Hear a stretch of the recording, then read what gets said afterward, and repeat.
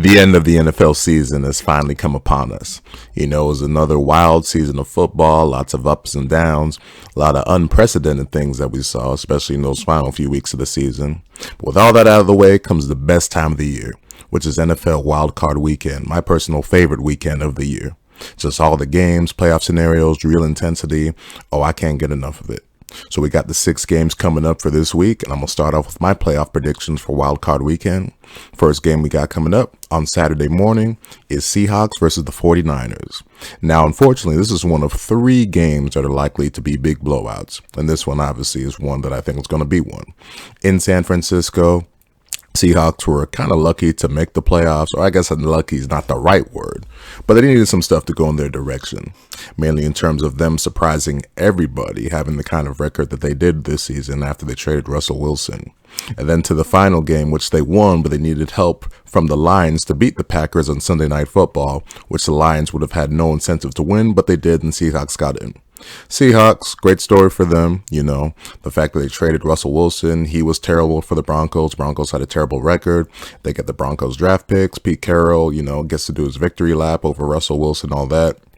But the 49ers have been a juggernaut. They've won 10 straight games, even with Brock Purdy, who was having just a, unbelievable, unprecedented start for a guy that was the last pick of the draft just to be in this situation. Overall, this would be a pretty massive upset for the 49ers to lose this game. I think the line, it's got to be over 11 points or something like that. So yeah, I'm definitely taking the 49ers in this game and to win relatively comfortably, mainly because that defense is just going to suffocate the Seahawks. The only thing that would make me hesitate on this game is that it's definitely tough whenever you get these division matchups in the playoffs.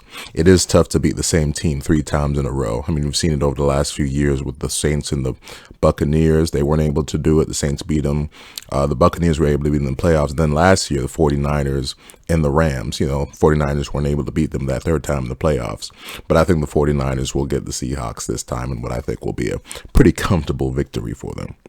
Next game we got is Chargers versus the Jaguars in Jacksonville. That's Saturday night. Now, this is probably the most even matchup out of all the games that we have for this weekend. 2 similar teams really in terms of, talent wise, I think. And then you got, 2 similar quarterbacks, I think, in terms of talent with how, Trevor Lawrence took that leap this year. We already know how good Justin Herbert is, and the 2 actually kind of look the same when it comes to their hair and just sort of their body structure physically and all that shit.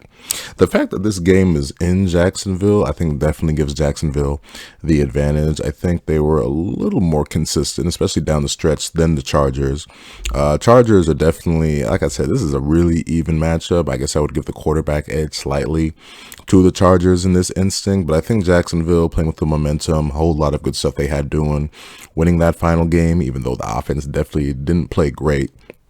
I would take Jacksonville in this game just because I don't think the Chargers are on that level of team to where they're going to be able to overcome a raucous Jacksonville playoff atmosphere, even though Jacksonville is not exactly known for its home field advantage, but I'll still take them in this scenario. Then the next game, we come to Sunday morning, Dolphins versus the Bills. Another game that I foresee being a big blowout. It has just come out actually today. Mike McDaniel stated that Tua Tagovailoa will not be playing this game. Still in concussion protocol, did not clear it, so they're preparing for Skylar Thompson to get the start here. Yeah. This game is going to be ugly. This one is in Buffalo. I picture this one being the ugliest game of the year. Had they had Tua, it probably would have been something because the Dolphins definitely played the Bills very well in the regular season, splitting the season series 1 and 2. They had both games they had with Tua. One was in that massive snowstorm, which the Dolphins actually played well. But the Dolphins, man, without Tua, it's just not going to happen for them. They had to just really squeak by the Jets in that goddamn awful Week 18 game. That was really bad. Opens up a whole lot of questions when it comes to the future of Tua in terms of you just can't rely on this guy. I mean, it's just like missing the concussions, the injuries, all that shit. I think this got to have some big boy conversations to say, yo, bro, we can't rely on these. We got to have to move on. And talking about the Bills, obviously they're playing with the whole momentum of the Damar Hamlin thing. Whether or not they spent all that energy with their runbacks versus the Patriots last year will be to be determined. But yeah, I definitely got them winning this game in more than comfortable fashion. This is might as well be a bye week for them for them in this game. This Sunday night game or Saturday night game is going to be, actually no, it's not Saturday night. It's Sunday afternoon. It's the middle game. Is the Giants versus the Vikings in Minnesota. Now, Minnesota is definitely the most peculiar 13-win team of all time. 11-0 in one-score games, to which they had. That's great. They ended up having a negative point differential just because they had a fair share of blowouts, notably the Cowboys game and a few other stuff right there. And, through the year, they really haven't gotten much respect from anyone in terms of like the odds makers, the lines when they come out. I think they're only a 3-point favorite in this game. Contrastly, you have the Giants, who the Giants definitely impressed everyone this season. Very impressive season from them, exceeding expectations, getting to the playoffs. I mean, there's some teams where these, expectations are different from every team. And the fact that they came in and made the playoffs in what was, not super high expectations for them this year. Season's obviously more than a success for them. And that these teams already did play this season to where Minnesota needed a 61-yard field goal to beat the Giants in Minnesota. Now, if you still have to put these teams in a vacuum, I would say Minnesota, I got major respect for their offensive weapons. Kirk Cousins, solid year. I would still say, even though Minnesota hasn't been getting a ton of respect this year, and obviously, the score in 11-0 games speaks for itself. There's something, to go with having that kind of record. I'm going to take them to win this game right here. I do think it will be a bit of a battle just because Minnesota is not very good defensively, which is kind of why all these games come down to one score. But I do think they're going to pull it out and win this game. Then on Sunday night game, Ravens versus the Bengals in Cincinnati. Another one of those divisional matchups, the third one that we have here in this wild card weekend. And unfortunately, I think it's going to be another case where it's going to be a bit of a blowout. As I'm recording this, it's Wednesday, and they've said that Lamar Jackson has not played. He was not spotted at practice, meaning that in all likelihood, he ain't going to play. I mean, he's missed all the games since December 4th. He hasn't practiced since December 4th or whatever. And, you can put two and two together here. The combination of an injury and then him not having the contract. I mean, I don't know if that's related, if he's really like that hurt, but needless to say that I don't think he's in much of a rush to go back. And I have a whole lot to shit to say about that Lamar Jackson contract, just about the coverage of it and all that and what he's been doing. I think he's just handled this just so goddamn poorly. And then you got media idiots that are just like saying like, hey, Lamar, you're doing the right thing. Get that money. Keep holding out for that contract. It's like, you fucking idiots, man. What the hell are y'all doing? I can't go too much into that just because I have a lot to say about that one. This is about the playoffs. But with no Lamar Jackson, I got the Bengals winning this one. I don't think it'll be quite as lopsided as I expect the Bills-Dolphins game to be because, Ravens always conduct themselves pretty well. And, they do have a tough defense. And they have played the Bengals pretty well this year. So I got them in terms of defensively anyway. So I definitely got this game being a little bit closer. I got the Bengals probably winning by, about like 10 points or something like that. It'll be a little bit respectable, but it won't be the lopsided affair I think Bills-Dolphins is going to be. So that's the Sunday night game. And now the creme de la creme. Monday Night Football. The second Monday Night Football game we got in. Last year was Cardinals and Rams. And this year is Cowboys versus Buccaneers in Tampa. Before we even get into the game, this is going to be probably the highest rated wild card game of all time. You're talking about the Dallas Cowboys. You're talking about them playing Tom Brady, center stage, solo stage on the Monday night. Oh, this game is going to be something special to watch just in terms of the spectacle of it. There's a lot riding on this game just because you got the Cowboys, who, there's always the expectation from Jerry Jones to go in and get that championship or at least make some kind of playoff run where that's been kind of lackluster in the past 25 years or more than that, 27, the last time they won the Super Bowl. And then obviously you got Tom Brady, the goddamn fucking GOAT, going in what probably I expect to be his last year in Tampa. I think he'll play again next year, just not in Tampa.